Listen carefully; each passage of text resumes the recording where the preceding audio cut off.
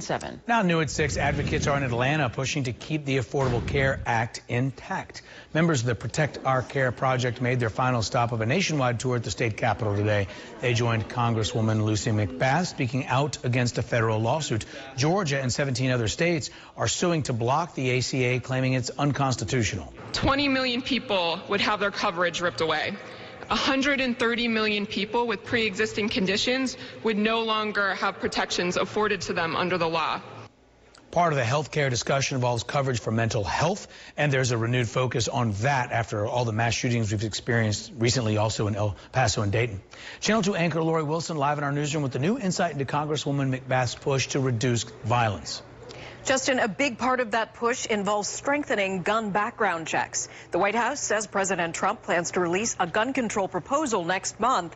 Congresswoman McBath is calling for action now. No one is immune to gun violence. That includes Lucy McBath, whose son Jordan was murdered in 2012 in a case that made national headlines.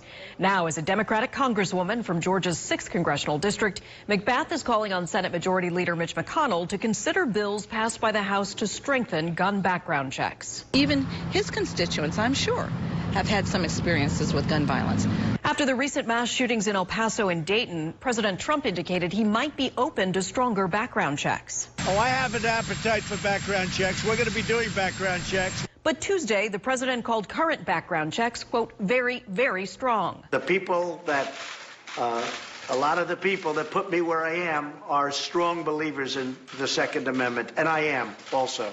And we have to be very careful about that. You know, they call it the slippery slope, and all of a sudden everything gets taken away. We're not going to let that happen. Representative McBath says it's not about taking away rights, it's about protecting lives. She's also sponsoring a bill to keep people who pose a threat from having access to firearms. With the help of a judge, determine whether or not the person is considered an extreme risk, not only to themselves, but to their community when they have access to their own guns.